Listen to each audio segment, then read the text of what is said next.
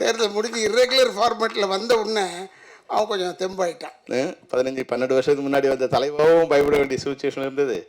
இன்னைக்கு வந்திருக்க மக்கள் தலைவாவும் பயப்பட வேண்டிய சுச்சுவேஷன். பாட்டிலுக்கு 10 ரூபாங்கிறது வந்து பல பேர் சொல்லிகிட்டே இருந்தாங்க. ஆனால் நிச்சயமாக திரையில் வந்து அது வரும்போது ஃபார்ச்சுனேட்டாக வந்து பேரரசு பண்ணார். நான் என்ன நினைக்கிறேன்னா அன்ஃபார்ச்சுனேட்டாக பேரரசு பண்ணியிருக்காரு.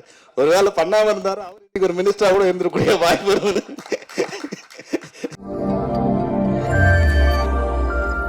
சார் பார்க்காதீங்க சார். பல பவர்ஃபுல் பர்ஃபார்மன்ஸ் கொடுத்து இன்னைக்கும் நம்ம மனசுல இடம் பிடிச்சிருக்க நடிப்பு அரக்கன் ஆல்ரெடி சொல்லிட்டேன் சார். அதை வயசானாலும் இன்னைக்கும் இளமையா இருக்கக்கூடிய ராதா ரவி அவர்களே ஒரு சில வார்த்தைகள் பேசுமாறு கேட்டுக்கொள்கிறேன். இங்கே கூடியிருக்கும் என் குடும்பத்தை சேர்ந்தவர்களே, பத்திரிகையாளர் நண்பர்களே, அப்புறம் யூடியூபர்ஸ், என்னை வாழ வைத்து கொண்டிருக்கிற யூடியூபர்ஸ்க்கும் என்னுடைய வணக்கங்களை கூறிக்கொண்டு, இந்த படத்திற்கு இங்கே தலைமை தாங்க வந்திருக்கும் அன்பண்ணன் பாக்கியராஜ் சார் அவர்களுக்கும், பேசிவிட்டு சென்ற செல்வமணி அவர்களுக்கும், மேலும் இதில் நடித்த அத்தனை கலைஞர்களுக்கும், ஏன்னா பழகருப்பு என்ன இருக்கார், நாஞ்சிலர் இருக்கார், எல்லாருக்கும் என்னுடைய வணக்கங்களை கூறி, கேமராமேன் பற்றி நான் தனியாக பேசுனது எதுக்குன்னா, இஸ் அ சூப்பர் கேமராமேன். அதாவது ரொம்ப சின்ன படங்களை இவன் எப்படி எடுக்கிறான்னு என் மேக்கப் மேன் குமார் என்னை தொந்தரவு பண்ணிக்கிட்டே இருந்தான். இந்த பையன் எப்படின்னா எடுக்கிறான், இவன் லைட்டே இல்லாமல் எடுக்கிறான். அப்புறம் கேட்டால் இவன் மலையாளத்து படத்துலேருந்து வந்திருக்காரு சொன்னான். மலையாளத்தில் லைட்டே கிடையாது. அவனுக்கு ஆச்சரியமாக பார்த்துருப்பான் இந்த லைட்டெல்லாம். ஓஹோ, இப்படிலாம் லைட் இருக்கு போல இருக்கு. அது மாதிரி ஒரு சூப்பர் ஆள். ஆனால் மியூசிக் டைரக்டர் வந்து நான் இங்கே தான் வந்து பார்த்தப்ப பாட்டு கேட்டேன். இவர் எதிர்காலத்தில் நல்ல பெரிய ஆட்களாக மக்கள் தலைவர் படத்திலிருந்து டைரக்டர் ஆகட்டும், இல்லை மியூசிக் டைரக்டர் ஆகட்டும், இல்லை கேமராமேன் ஆகட்டும், அவங்கெல்லாம் நல்லா வர்றதுக்கு வாய்ப்பு இருக்குது. மேலும் இதில் என்னுடைய நல்ல நண்பர் ரவிமரி அவர்களுக்கு, அதான் அவர் சொன்னார் கதையின் நாயகன்னு. கதையின் நாயகன் இல்லையா, மூவ் பண்ணுறது ஒன்றை வச்சு தானே மூவ் பண்ணுறது. ஏன்னா நீ தான் ஒரு இழிச்சவாயன் அந்த படத்தில். உன்னை வந்து நான் கெடுத்து உன்னை முதலமைச்சராக கொண்டாடுறேன்றதான் கதை. அப்போ நீ எப்படி நீ வந்து வருத்தப்பட்டு சொல்லிக்கிட்டே இருக்கிறதுலேயே இழிச்சவாயன் நீ தான் அந்த படத்தில். உனக்கு ஒன்றுமே தெரியாமல் நீயே முதலமைச்சர் ஆயிடும் போது உண்மையில் இது தேர்தலுக்கு முன்னாடியே விட வேண்டிய படம். நான் சொன்னேன் ராம்தேவிட்ட, தேர்தலுக்கு முன்னாடி விடலாம்டா இந்த படத்தை விட்டு நல்லா போகுண்டான்னு. இல்லை நான் கொஞ்சம் இதுவாக இருக்குது அதுவாக இருக்குன்னு சொன்னார். உனக்கு இந்த படத்தில் ஒரு பெரிய விஷயம் என்னென்னா, தேர்தல் முடிவுக்கு பிறகு வந்தாலும் இது ஓடும், தேர்தலுக்கு முன்னாடி வந்தாலும் ஓடும். ஏன்னா அவன் கொஞ்சம் சிக்கலான விஷயங்களெல்லாம் வச்சுருக்கான். அதில் யாராலையும் சால்வ் பண்ண முடியாது. நான் சால்வ் பண்ணுறேன்னு எந்த கவர்மெண்ட் சொன்னாலும் தப்பு. அது நான் ஏன்னா இதில் அவ்வளோ அருமையாக எல்லா சீன்ஸுமே அவர் ஒவ்வொரு எனக்கு கதை சொன்னார் பாருங்க. வந்து சொல்லும் போது எவ்ரி சீன் நான் சொல்லிக்கிட்டு இருந்தேன், இதெல்லாம் நடந்ததுயா, இதெல்லாம் நடந்ததுயா, இதெல்லாம் நடந்ததுயான்னு. அதையே வச்சுருக்கான் அவன். அதனால் அவன் ரொம்ப நல்லவன் மாதிரி தெரிவான். நல்லவனே கிடையாது நான் எனக்கு தெரிஞ்சான். ஏன்னா அவனை நான் பார்த்தது வந்து அங்கே தேட்டரில் ஒரு சீன் செஞ்சான், இந்த அப்பாவி பையனை அவன் செஞ்சான். அப்போ பார்க்கும்போது நாங்கள்லாம் உட்காந்துருக்கோம், இவன் தனியாக செஞ்சுக்கிட்டு இருந்தான். அப்போ நினச்சிக்கிட்டேன், இவன் அப்பாவி கிடையாது, இவன் எல்லோரையும் ஏமாத்துறான்றது நல்லா தெரிஞ்சுது. அதுலேருந்து எங்களெல்லாம் ஏமாற்றி தான் கூப்பிட்டு போயிட்டான். இல்லைன்னா நம்மளெல்லாம் அவ்வளோ சீக்கிரமாக ஏமாற்ற முடியாது. பேசின காசுலேருந்து இன்னும் கொஞ்சம் குறைச்சான். அப்புறம் கொஞ்சம் நடிச்சுக்கிட்டே இருக்கும்போது கொஞ்சம் குறைச்சிட்டான். இதுக்கப்புறமா விட்டுட்டு போக முடியாதுல்ல நம்ம. ரொம்ப புத்திசாலி தான், ரொம்ப பெரிய வெரி பிரெய்னி சாப். அவனை நம்பி இப்போ படம் போட்டிருக்காரு, கவிதாலயம் சரவணன் சார் போட்டிருக்காருன்னா அவர் சிரிச்சுக்கிட்டே இருக்கலாம், ஏன்னா இந்த பணம் வந்துடும். ஆனால் பணம் வரும்போது நீங்கள் தயவுசெய்து இவனை தனியாக தூக்கிட்டு போய் உட்கார வச்சு வாங்கிடுங்க, இல்லைன்னா உங்கள்கிட்டேருந்து குறைச்சிடுவான் அவன். எங்களெல்லாம் குறைச்சி தான் வந்தான் அவன். அதனால் பார்க்குறதுக்கு அப்பாவி மாதிரி இருப்போம், அப்பாவி கிடையாது. அதனால் இது ஒரு நல்ல படம். இந்த மக்கள் தலைவர் வந்து நாஞ்சில் சம்பத்தினோட தான் நான் ஒர்க் பண்ணேன். எப்படி நீ உங்களுக்கெல்லாம் கதை சொன்னியா, சீன் சொன்னியா நீன்னு கேட்டேன். எல்லாருக்கும் சொல்லி தான் நான் கூப்பிட்ருக்கேன். நான் கிடையாது, எனக்கு ஆச்சரியமாக இருந்தது. இவங்கெல்லாம் நம்பி உன்னை நம்பி வந்திருக்காங்கன்னா பெரிய விஷயம். எப்படி நம்ப வச்சான்னு தெரில. அதில் தான் நான் பாராட்டுறேன். ரவி மாதிரியே கிளாஸ்ன்னு சென்டர் ஆஃப் ஆக்சஸ் அவன் தான். அவனை சுற்றி தான் எல்லோரும் நாங்கள் வரோம். பட் அவனை இந்த வழிக்கு கெடுக்கிறதே நான் தான். அதனால் எனக்கு ஒரே சந்தோஷம். ஏன்னா நம்ம செய்கிற விஷயத்தை போய் இப்போ படத்தில் செய்ய சொல்லிட்டாங்களே, என்னடா இது யோசனை பண்ணேன். ஏன்னா நான் டெஃபினட்டாக நானாக இருந்தால் கூட இப்படி தான் சொல்லியிருப்பேன். அதுக்கேற்ற மாதிரி எலெக்ஷன் வந்துருச்சு. அவன் பயந்தான். ஏன் பயந்தான்னு தான் எனக்கு தெரியல. அவன் நினச்சா ரெகுலர் ஃபார்மெட்டில் வரும்னு நினச்சான். இது இர்ரெகுலர் ஃபார்மெட்டில் வந்த உடனே, தேர்தல் முடிஞ்சு இர்ரெகுலர் ஃபார்மெட்டில் வந்த உடனே அவன் கொஞ்சம் தெம்பாயிட்டான். இப்போ நம்பி படத்தை ரிலீஸ் பண்ணான். பாருங்கள், ஒரு படத்தில் சென்சார் ஆகலைன்னு சொல்லிட்டு இங்கே வந்து போடலையே ப்ரொஜெக்ஷனு. அந்த அளவுக்கு ஒரு முதல்ல எடுத்தோடனே எதிர்ப்பு தான்டா உனக்கு. முதல் வெறும் ப்ரொஜெக்ஷன் தேட்டரில் ஆரம்பிக்கிற விஷயம் ரெகுலர் தேட்டர் வரைக்கும் போகுது உனக்கு. நான் இப்போவும் சொல்கிறேன், இந்த படம் பார்த்தாங்கன்னா நம்மளை சொல்கிறாங்களோ இல்லை நம்மளை சொல்கிறாங்களோ, சர்வ கட்சி கூட்டமும் உன்னை வந்து தேடுவாங்க. இப்போவும் சொல்கிறேன், நம்ம தயாராக இருக்கணும். நான் சொன்னேன், வீட்டில் கூட சொல்லிட்டு வந்தேன், பேசிக்கிட்டு இருக்கும்போது கூட, இல்லை இந்த படத்துக்கு எங்கள் மேலாம் கேஸ் வந்தாலும் வந்தோம். ஏன்னா எங்கேயும் ஒரு இடத்துல எதையும் ஒன்று பேசியிருக்கோம். அப்போ எங்கேயும் ஒரு இடத்துல கேஸ் வரும். கேஸ் வராமல் இருந்தால் நல்லது. ஆச்சரியம் எங்களுக்கு, அவ்வளோதான். ஆனால் இவன் பரவாயில்ல, இவனுடைய சைஸுக்கு எங்கே வேணாலும் போய் ஒளிஞ்சிக்கலாம், எவனும் கேட்க போகிறதில்ல. அப்படி இவனை பார்த்தாலும் இவனை ஒரு டைரக்டர் மாதிரி தெரியல, வேறு ஏதோ ஒரு சாதாரணமான ஆள் மாதிரி தெரியும். அதனால் இவன் தப்பிச்சுக்கலாம். பட் நாங்கள்லாம் மாட்டிக்குவோமேன்றது தான் எனக்கு பயம்.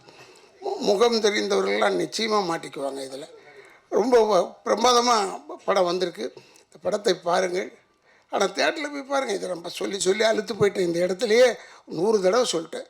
தேட்டரில் போய் படம் பாருங்கள், தேட்டரில் போய் படம் பாருங்கள். இந்த படம்லாம் தேட்டரில் பார்த்தா உங்களுக்கு அந்த எஃபெக்ட் கிடைக்கும். What is the effect of the தேட்டர்னு ஆடியன்ஸ்கிட்ட தான் கிடைக்கும். அதனால் சொல்கிறேன், தேட்டரில் போய் படம் பாருங்கள். இங்கே வந்து அத்தனை பேரும் வாழ்த்த வந்திருக்கும் அத்தனை பேருக்கும் என்னுடைய வணக்கங்களை கூறி, ரவிமரியாக்கு என்னுடைய தனிப்பட்ட முறையில் வாழ்த்துக்களை கூறி, இவ்வளோ பேர் வந்திருக்கீங்க, இவ்வளோ பேருடைய வாழ்த்தும் ரவிமரியாக்கும் உண்டு என்று சொல்லி விடைபெறுகிறேன். நன்றி, வணக்கம். மக்கள் தலைவா திரைப்பட இசை வெளியீட்டுக்கு வருகை தந்துள்ள பத்திரிகையாளர்கள், ஊடகவியலாளர்கள் மற்றும் மேடையில் இருக்கின்ற அன்பு சகோதரர் திரு கே பாக்கியராஜ் அவர்களுக்கும், சகோதரர் ஆர் வி உதயகுமார் அவர்களுக்கும், சகோதரர் ராதாரவி அவர்களுக்கும், சகோதரர் நாஞ்சல் சம்பத் அவர்களுக்கும், ஐயா திரு பழக்கருப்பை அவர்களுக்கும், அவருக்கு ஞாபகம் இருக்கா இல்லையான்னு தெரில, 1986 தீர்த்தக்கரையிலேன்னு ஒரு படம் எடுத்தார். அவர் மணிவண்ணன் இயக்குனர், நான் அதில் உதவி இயக்குனர். 40 வருஷம் கழிச்சு இன்றைக்கி மேடையில் நீங்களும் ஒன்றா உட்காந்துருக்கோம். கடவுளுக்கும் காலத்துக்கும் நன்றி சொல்ல விரும்புகிறேன். மற்றும் மேடையில் இருக்க அனைவருக்கும், பேரரசு, நந்தா பெரியசாமி, தீனா, இயக்குனர் எழில், பிருந்தா சாரதி, சகோதரர் ரங்கநாதன், என்னுடைய கதை வசனகர்த்தா, எழுத்தாளர் சங்க பொதுச் செயலர் லியாகத் அலிகானம் அனைவருக்கும் மற்றும் வருகை தந்துள்ள நண்பர்கள் அனைவருக்கும் என்னுடைய வணக்கம், மாலை வணக்கம், மதிய வணக்கம் சொல்லி கூப்பிட்டு வந்தார் ரவிமரியா. ஆரம்பிக்கும் போதே மாலை ஆயிடுச்சு. பாக்கியராஜ் இரவு வணக்கம் சொல்லிட்டு தான் போனேன். ஏன்னா கீழே உட்காந்துருக்க வந்து இது மாதிரி கீழே உட்காந்துருக்கும்போது அவரோட நண்பர் அங்கே உட்காந்துருக்காரு. இவங்கெல்லாம் பேசி அப்புறம் கடைசியாக நீ பேசுறதுக்குள்ளே நைட் ஷோ முடிஞ்சிருந்தான்னு தான் நினச்சிட்டு கீழே உட்காந்துருப்பாங்க. அது மாதிரி இருக்குது. ஆனால் ஏன் இவ்வளோ பேர் திரண்டு வந்திருக்காங்கன்னா அது ரவிமரியாவோட நட்பு தான். இந்த மேடையில் இவ்வளோ பேர் இருக்கிறது காரணம் ரவிமரியாவோட நட்பு தான். ரவிமரியா மிகச்சிறந்த ஒரு பண்பாளன், நல்ல நடிகன் மட்டும் இல்லை, மிகச்சிறந்த பண்பாளன், நட்புக்காக எதையும் செய்யக்கூடிய மிகச்சிறந்த மனிதன். ஏன் சொல்லனா, அவர் சினிமாவில் வந்து ஒன்றா பணம் கொடுக்குற மாதிரி நடிச்சிருக்கலாமே தவிர உண்மையில் வந்து எல்லாருக்கும் உதவி பண்ணக்கூடிய ஒரு நல்ல மனசுடைய ஒரு நடிகன், நல்ல மனதுடைய இயக்குனர், நல்ல மனதுடைய படைப்பாளி. ஒரு சமயம் நாங்கள் வந்து டைரக்ஷன் பிரசிடெண்ட் செக்ரட்டரியாக இருக்கும்போது எங்கள் உறுப்பினர்கள் எல்லாருக்குமே வந்து பொங்கல் தீபாவளிக்கு வந்து அவங்களுக்கு ட்ரெஸ்ஸஸ், ஸ்வீட்ஸு இது போல் எல்லாருக்குமே கொடுப்போம். இப்போ யாராவது ஒருத்தர் வந்து நன்கொடையோ அது மாதிரி பண்ணி இது பண்ணிட்டுருவோம். ஒரு தடவை வந்து வெளியே யாரையும் கேட்க மாட்டான், நம்ம யாரையாவது ஒருத்தர் பண்ணலாம் அப்படின்போது நான் இவங்ககிட்ட சொன்னேன், ரவி மரியா கிட்ட, ரவி நீ எதாவது பண்ண முடியுமா? சார் எவ்வளோ சார் பண்ணுவேன்னு. ஒரு 15 லட்ச ரூபா தேவைப்படுறான்னு. உடனே நான் பண்ணிடுறேன் சார். நான் சொன்னேன், நீ பண்ணுறா, நாங்கள் வந்து ஏதோ ஒரு படத்துக்கு ஒன்று ஹீரோவை போட்டால் இந்த படத்தை நான் வாங்கி தந்துடுறேன். நான் வாங்கி தரல, ஆனால் வந்து எந்தவித எதிர்பார்ப்பும் இல்லாமல் உடனே அன்றைக்கே அந்த பணத்தை கொடுத்தேன். பணம் கொடுத்தேன்னு கூட இது வரைக்கும் யாரும் சொல்லலை.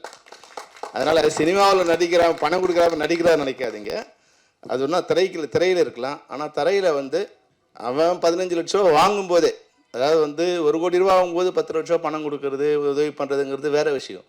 ஆனால் 10 லட்ச ரூபா பணம் வாங்கும்போதே 15 லட்ச ரூபாயை வந்து இயக்குனர் சங்க உறுப்பினர்களுக்காக நன்கொடையாக கொடுத்தவர் வந்து இயக்குனர் ரவி மரியா. அந்த அளவுக்கு வந்து நட்பும் நல்ல மனசும் கொண்டவர். அவர் வந்து மக்கள் தலைவான்னு வந்து இன்றைக்கி ஒரு ஹீரோவாக வந்திருக்காரு. எவ்வளோ பயம் பாருங்கள். கதாநாயகன் சொல்லிவிட்டாரு, நீ கதைக்கு நாயகன். என்ன ஹீரோவாக வில்லனா காமெடியனா வண்டி ஓடிட்டுருக்கு, இது யாரும் கெடுத்துடக்கூடாதுன்ற பயம். அந்த பயம் தேவையில்லைன்னு தான் நினைக்கிறேன். ஏன்னா இந்த சாங் நீங்கள் பார்க்கும்போது உண்மையிலேயே மியூசிக் டைரக்டர் வந்து 2 சாங் தான் அங்கே பார்த்தோம். ஒரு நல்ல மியூசிக் டைரக்டர் வெளியே வரத்துக்கு உண்டான பிரசவிப்பதற்கான ஒரு நல்ல களமாக இந்த திரைப்படம் அமைஞ்சிருக்கு. துளசிராமனுக்கு வாழ்த்துக்கள். நிச்சயமாக நீங்கள் ஒரு நல்ல மியூசிக் டைரக்டராக வருவீங்க. அந்த இது தெரியுது உங்களுக்கு பார்த்தும்போது. அதுபோல் வந்து ஏன் ட்ரெய்லர் ஏன் போடலன்னு கேட்டேன். இல்லை சென்சார் பண்ணலன்னு. பொதுவாக பிரிவு தேட்டரில் போடும்போது யாரும் சென்சார் பண்ணுறதில்ல. அது கொஞ்சம் பார்க்கும்போது இது வந்து ஒரு வில்லங்கமாக இருக்குன்னு நினச்சா கொஞ்சம் பிரிவு தேட்டரில் பயப்படுவாங்க. அப்போ பிரிவு தேட்டரில் பயப்படுற அளவுக்கு அந்த படம் இருக்குது அப்படின்னு தெரியுது. அதனால் பரவாயில்ல ரவி, நீங்கள் நாளைக்கு தலையாகவும் பயப்பட வேண்டியதாக இருக்குது, மக்கள் தலையாகவும் பயப்பட வேண்டியதாக இருக்குது. 12 வருஷத்துக்கு முன்னாடி வந்த தலைவாகவும் பயப்பட வேண்டிய சுச்சுவேஷன் இருந்தது. இன்றைக்கி வந்திருக்க மக்கள் தலைவாகவும் பயப்பட வேண்டிய சுச்சுவேஷன். உண்மையே வந்து நான் படம் பண்ணும்போது அந்த ஒரு நெருக்கடி எங்களுக்கு இல்லை. அது பிரிவு தேட்டரில் படம் போகும்போது சென்சார் பண்ண வேண்டிய அவசியம் இல்லை. மக்களாட்சி படம் எடுக்கும்போதெல்லாம் நீங்கள் வந்து அன்னைக்கு வந்து அது மிகப்பெரிய ஒரு கான்ட்ரவர்ஷியலான படம். அந்த படம் எடுக்கும்போது எனக்கு எந்த விதமான பயமும் அச்சமும் இல்லை. ஏன்னா ஒரு உண்மையாகவே கொஞ்சம் சுதந்திரம் இருந்த மாதிரி நான் உணர்றேன். ஆனால் இன்றைக்கி இருக்கிற படைப்பாளிகளுக்கு கண்ணுக்கு தெரியாத ஒரு பயம் வந்து சூழ்ந்து நிற்குது. இது படம் பண்ணலாமா, படம் பண்ணால் ரிலீஸ் பண்ணுவாங்க, சென்சார் பண்ணுவாங்களா, சென்சார் பண்ணால் தேட்டரில் ரிலீஸ் பண்ணுவாங்களா, மத்திய அரசாங்கம் இந்த படத்தை சென்சார் பண்ணுமா, அப்படி பண்ணி வெளியே வந்தால் மாநில அரசாங்கம் அந்த படத்தை திரையரங்கு வெளியே அனுமதிக்குமா, இது மாதிரி பல்வேறு சென்சார்கள் அப்படி வெளியே வந்துட்டா இங்கே இருக்கிற ஜாதி கட்சிகளோ இல்லை வந்து மத கட்சிகளோ அவங்க ஏதாவது வந்து இதை பிரச்சனை பண்ணி படத்தை நிறுத்திடுவாங்களா? இப்போ ஒரு படைப்பாளி தன்னுடைய உண்மையை சொல்கிறதுக்கு யார் யாருக்கெல்லாம் பயப்பட வேண்டிய சுச்சுவேஷன் இன்றைக்கி இருக்குன்னா, இன்றைக்கி உண்மையை தவிர எது ஒன்றாலும் திரையரங்கில் பேசலாம், திரையில் பேசலாம். உண்மையை பேசினா மட்டும்தான் அந்த திரைப்படம் வெளிவருது கஷ்டம். பொய்யை பேசலாம், கற்பனையை பேசலாம், ஆபாசத்தை பேசலாம், அருவறுப்பை பேசலாம், வன்முறையை பேசலாம், கலாச்சார சீர்குலை பேசலாம். ஆனால் உண்மையை பேசினா அந்த திரைப்படம் இந்தியாவில் வெளியாகிறது ரொம்ப கஷ்டம். அதை நான் உணர்ந்து அனுபவிச்சிருக்கேன். அதனால தான் அந்த ட்ராக்லேருந்து வெளியே வரத்துக்கு ஒரு படம் எடுத்து 14 வருஷம் வனவாசம் பண்ண மாதிரி என்னுடைய குற்றப்பத்திரிகை திரைப்படம் ஒரு 14 வருஷம் வனவாசம் போய் என் வாழ்க்கையே திசை மாற்றி அது மாதிரி படங்களை எடுக்க முடியாத ஒரு சூழ்நிலையிலே மாற்றி அமைச்சது. ஆனால் இன்றைக்கி இது படம் பார்க்கும்போது ஒரு காமெடியாக அதுக்கப்புறம் படைப்பாளிகள் கொஞ்சம் தெரிஞ்சுக்கிட்டாங்க. அந்த எப்படி விஷயத்தை கொஞ்சம் கவர் பண்ணி அது வெளியே சொல்கிறது அப்படிங்கிறத மக்கள் தலைவா மாதிரி படங்கள் மூலம் அதை வெளியே கொண்டு வரதுக்கு இயக்குனர் பேசும்போதே அவரே பயங்கரமாக ரசி அப்போது ஒருத்தரை பற்றி பேசும்போது அவர் ஒரு குழந்தை மாதிரி பேசுகிறார். இவங்க எப்படி இருக்காங்க, நாஞ்சில் சம்பத்து குழந்தை இல்லை, டைரக்டர் குழந்தை மாதிரி பேசி அவங்ககிட்ட எப்படி வேலை வாங்கியிருக்காரு இப்போ நல்லா தெரியுது. அதாவது ஆடி கறக்கொண்டி மாட்டை ஆடி கறந்து பாடி கறக்குறாங்க சொல்லுவாங்க இல்லையா, அது மாதிரி இயக்குனரை பார்க்கும்போது மிக அருமையாக புரியுது இவர் எவ்வளோ சிறப்பாக எல்லார்ட்டையும் வேலை வாங்கியிருப்பாருன்னு. உண்மையாக நான் இவங்கெல்லாம் கெஸ்ட்டாக வந்திருக்காங்கன்னு நினச்சேன். பிழக்கருப்பா சார், நாஞ்சில் சம்பத் சார்லாம் கெஸ்ட்டாக வந்திருப்பாங்கன்னு நினச்சேன். ஆனால் அங்கே போஸ்டரை பார்த்தோன்னு தெரிஞ்சு எல்லாருமே நடிகராக இருக்காங்க. அப்போது இந்த படத்தில் ஏதோ ஒரு விஷயம் இருக்குது. அது ராதாரவி சார் ரொம்ப அழகாக சொல்லிகிட்டே இருந்தார். ராதாரவி சார் நட்புக்கு ஒரு இலக்கணம் ராதாரவி சார்.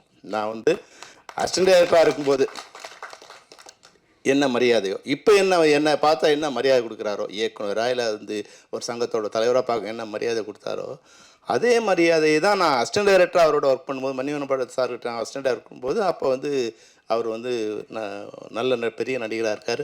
ஆனால் சாதாரணமாக எல்லாரையும் ஒரே மாதிரியாக நட்போடு பழக்கூடியவர். அதனால் பெரும்பாலும் என்னோடய படத்தில் ஏதாவது ஒரு படத்தில் ஏதோ ஒரு இடத்துல அவர் இருந்துகிட்டே இருப்பார். ஒரு சமயம் வந்து ஒரு படம் பண்ணும்போது, ராவுத்தருக்கு ஒரு படம் பண்ணும்போது ஒரு முக்கியமான ஒரு சீனு நான் சொன்ன ராதாரவி சார் வச்சு பண்ணலாம் சார் ராவுத்துட்டு. ஐயோ ரொம்ப பணம் கேட்பாரியா, நீங்கள் தெரியாது அவனுக்கு அப்படின்னாரு. இல்லை சார் நான் வந்து பணம் பார்த்துக்கிறேன் சார் அப்படின்னு. நான் முன்னே வந்து ராதாரவி சார்கிட்ட போனேன். சார் என்ன பண்ணார், என்கிட்ட வந்து ஒரு 3 நாள் ஒரு கேரக்டர் ஒன்று இருக்குது சார், நீங்கள் பண்ணணும். ஆனால் வந்து பெரிய சம்பளம். அப்படியா அப்படியா சொல்லுவோனே. ஏன்னா உங்கள்கிட்ட வந்து நான் சம்பளம் குறைச்சி வாங்கினேன்னா நீ வெளியே சொல்ல மாட்டேன்னு சொன்னாலும் மேனேஜர் உடனே 100 பேர் ஃபோன் பண்ணி சொல்லுவாயா, ராதாரவி இவ்வளோ தான் வாங்கினேன், ராதாரவி இவ்வளோ தான் வாங்கினேன். அதனால் ஒன்று பண்ணு, நீ எனக்கு பணமே வேண்டாம், நான் உனக்காக ஃப்ரீயாக பண்ணுறேன் அப்படின்னு சொல்லி அந்த படத்தை ஃப்ரீயாக பண்ணி கொடுத்தாரு. நான் வேண்டாம் அப்படின்னு. அதாவது நண்பர்கள்னால் வெளியேந்து பார்க்கும்போது ராதாரவி சார் வந்து ஒரு கரடுமுரடான மனிதர் மாதிரி தெரிவார். எப்படி நாஞ்சில் சம்பத்தை பற்றி நம்ம டைரக்டர் சொன்னாரோ அது மாதிரி ரவி சார் கூட வந்து வெளியேந்து பார்க்கும்போது ரொம்ப கரடான ஒரு ஆள் மாதிரி தெரியும். ஆனால் நீங்கள் பழகிட்டீங்கன்னா அந்த நட்புக்காக நீங்கள் என்னவாக இருந்தாலும் உங்கள் கூட பக்கத்தில் நிற்பார். சில நேரங்கள் நம்ம வந்து ஒரு இக்கட்டான சூழ்நிலை இருந்தால் கூட மற்றவங்க பயந்து விலகிற நேரம் சூழ்நிலை வரும்போது கூட ராதாரவி சார் நம்ம கூட நண்பர்னா அந்த இடத்துல தைரியமாக நிற்கலாம். எவன் போனாலும் ராதாரவி சார் நம்ம பக்கத்தில் நிற்பார் அப்படிங்கிற ஒரு தைரியத்தை அவர் கொடுத்துருவார். அதுக்கேற்ற மாதிரி அங்கே வந்து நின்றுடுவார். படைப்பாளிகள்னு ஒரு இது வரும்போது ஒரு பிரச்சனை, மிகப்பெரிய பிரச்சனை நாங்கள் சந்திக்கும் போது, இப்போ எந்த ஃபெஃப்ஸுக்கு நான் பிரசிடெண்ட்டாக இருக்கணும் அதை எதிர்த்து ஒரு காலகட்டத்தில் நாங்கள் வந்து மிகப்பெரிய ஒரு வார் நடத்திக்கிட்டு இருக்கும்போது ரொம்ப இக்கட்டான சூழ்நிலை கட்டின லுங்கியோடு வந்து அங்கே நின்றுட்டார். காலைல ஒரு 5:30 மணிக்கெலாம் வந்து கட்டின லுங்கியோடு அங்கே வந்து ஆண்டாள் தேட்டரில் வந்து நின்று என்ன பிரச்சனை நான் அவங்க கூட நிற்கிறேன். அதுபோல் அன்னைக்கும் சரி இன்றைக்கும் சரி என்றைக்கும் நண்பர்களுக்கு உதவுவதில் எந்தவித எதிர்பார்ப்பும் இல்லாத ஒரு மனிதர் வந்து ராதாரவி. அது மட்டும் இல்லை, இந்த படத்தை பற்றி ரொம்ப அழகாக படத்தை பற்றியும் கேமராமேன் பற்றியும் ரொம்ப பிரமாதமாக சொல்லிட்டே இருந்தார். கார்த்திக் வந்து சின்ன தயாரிப்பாளரோட ஒரு சூப்பர் ஸ்டார் கேமராமேன் கார்த்திக்கு.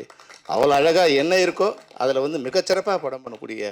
அப்போது ஒரு டெக்னீஷியனை பற்றி அது வெளியே இப்போ இவங்களாம் சொன்னால் தான் தெரியும். இப்போ கார்த்திக் யாருன்னு எனக்கு தெரியாது. ஆனால் கார்த்திகை பற்றி வர்றதுக்கு முன்னாடியே பிரபலியமாக இருக்கிற நடிகர்கள் வந்து சொல்லும்போது நிச்சயமாக அவங்களுக்கு அவங்க வாழ்க்கையில் ஒரு வெளிச்சம் கிடச்சிரும். அதுபோல் கார்த்திகை பற்றி ரொம்ப அழகாக சொல்லிட்டு இருந்தார். இந்த படம் மக்கள் தலைவா, அது மட்டும் இல்லை, கீழே வந்து பாருங்கள் ஃபார் சேல் இருக்கு. இது அது புரிஞ்சவங்களுக்கு தெரியும் அது என்ன, அதனோட மீனிங் என்னன்னு. அது போடுறதுக்கு, அதை யோசிக்கிறதுக்கு ஒரு தைரியம் வேணும், அதை போடுறதுக்கு ஒரு தைரியம் வேணும்.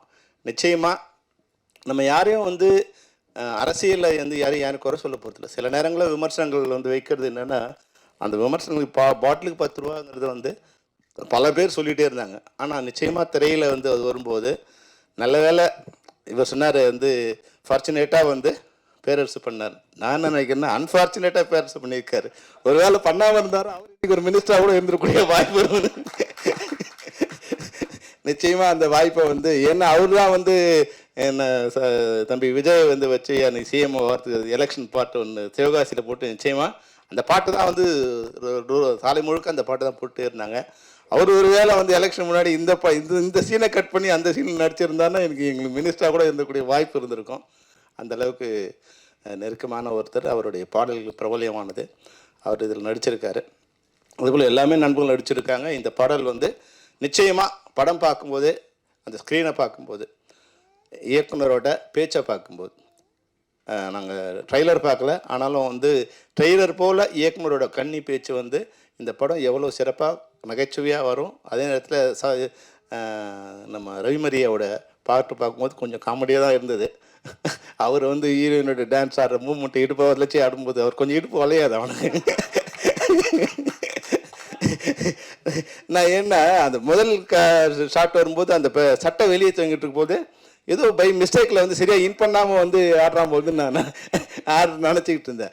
ஆனால் படம் முழுக்க வரும்போது அதை மெயின்டைன் பண்ணிட்டு இருக்கும்போது இது ஸ்டைல் போகுது. இப்போ நம்ம கொஞ்சம் வயசானவன் அந்த ஜென்திக்கு நமக்கு தெரியல, அவன் அது போல் ஆயிருக்காங்கன்னு தெரிஞ்சுது. அதை மெயின்டைன் பண்ணக்கூடிய அதாவது வந்து ரவிமரியாவோட ப்ளஸ் என்னென்னா, கரண்ட்டாக அவர் வந்து நானும் அவரும் சேர்ந்து ஒரு படம் மாட்டதாக இருந்தது. அதுக்கு ஒன்று முயற்சி பண்ணப்போ அப்போ தான் எனக்கு ரவிமரியா வந்து நண்பனாக எனக்கு நிறைய தெரியும். ஆனால் ஒரு கிரியேட்டராக வந்து ரவிமரியா எப்படின்னா, அவரோட ப்ளஸ்ஸை வந்து அப்டேட்டில் இன்றைக்கி மார்க்கெட்டில் இன்றைக்கி இளைஞர்கள்கிட்ட இன்றைக்கி என்ன ப்ளஸ் இருக்கோ அதை வந்து கரண்ட்டாக சொல்லக்கூடிய, கரண்ட்டில் பேசக்கூடிய, அதை பற்றி சிந்திக்கக்கூடிய, அதை பற்றி விரிவாக சொல்லக்கூடிய ஒரு அறிவாற்றல் முடைந்த ஒரு படைப்பாளி வந்து ரவிமரியா. வெளியே வந்து காமெடியன் மாதிரி தெரியும், ஆனால் அவரோட அறிவு வந்து எல்லாரை விட வந்து அரசியல் ஞானம், அரசியல் அறிவும் அதை பற்றியான விழிப்புணர்வு. ஏன்னா அது படித்ததே அந்த அளவு இது சோஷியல் சயின்ஸ் தான் படிச்சிருக்காங்க. அதனால் வந்து சமூகத்தை பற்றியான ஒரு மிகச்சிறந்த அறிவு இருக்குது. அதை இந்த படத்தில் வந்து காமெடியாக வெளியே கொண்டு வந்திருக்கா நான் நினைக்கிறேன். அவர் என்னுடைய மிகச்சிறந்த நண்பர். எனக்கு நெருங்கிய நண்பர் வட்டாரத்தில் ஒரு 10 பேர் இருக்காங்கன்னா, அந்த 10 பேரில் வந்து ஒரு முக்கியமான ஆள் வந்து ரவிமரியா. என்னோட பிரச்சனை என்னவாக இருந்தாலும், எனக்கு எப்போ தேவைப்பட்டாலும், எங்கே இருந்தாலும் அந்த நேரத்தில் வந்து அவர் நிற்கக்கூடிய நண்பர். அதனால் அது நான் மட்டும் இல்லை, நீங்கள் மேடையை பார்த்தா தெரியும், இன்னும் நிறைய பேர் வந்து அவர் விட்டுருக்கலாம். அவர் நினச்சிருந்தாருன்னா கீழே இருக்கிற அளவுக்கு வந்து இந்த அரங்கை ஃபில் பண்ணக்கூடிய அளவுக்கு அவருக்கு நண்பர்கள் திரைத்துறையில் இருக்குது. எல்லாரும் அவருக்கு நண்பர்கள் தான். அவங்க நீங்கள் வந்திருப்பாங்க. அவரோட நட்புக்கு, அவரோட மனசுக்கு, இந்த யூனிட்டோட கவிதாலயா சரவணனுக்கு நான் வந்து இந்த சில்லுபாவத்து ரவி சார் சொன்னேன், சார் உங்களை பார்த்தா கே பாலச்சந்தர் மாதிரியே இருக்குது சார் அப்படின்னு சொன்னேன். அப்படியே சிரிச்சார். அப்புறம் கவிதாலயா சரவணன். கவிதாலயாங்கிறது தமிழ் திரையுலகத்தில் மிகப்பெரிய புரட்சிகரமான படங்களை கொண்டு வந்த ஒரு நிறுவனம். ஒருவேளை கவிதாலயா ஒர்க் பண்ணிங்களான்னு கேட்டேன். இல்லை சார், என்னுடைய ஒய்ஃப் பேர் கவிதா, அது நான் முன்னாடி 20 வருஷத்துக்கு முன்னாடியே கவிதாலயா சரவணன் பேர் வச்சுக்கிட்டு இருந்தார். அதனால் ஏதோ ஒரு வகையில் அது நல்ல திரைப்படங்கள் கொடுத்து அந்த கவிதாலயா பேர் சரவணன்கிட்ட ஜாயின் பண்ணியிருக்கு. அதனால் தயாரிப்பாளராக அவர் நிச்சயமாக வெற்றி வருவார். அனைவருக்கும் மக்கள் தலைவாவில் பணிபுரிந்த அனைத்து டெக்னீஷியன்ஸுக்கும், நடிகர்களுக்கும், தயாரிப்பாளருக்கும், பெப்சி சார்பிலையும் இயக்குனர் சங்கத்தின் சார்பிலும் என்னுடைய மனமார்ந்த வாழ்த்துக்களை தெரிவித்துக் கொள்கின்றேன். வெல்க மக்கள் தலைவர். நன்றி, வணக்கம்.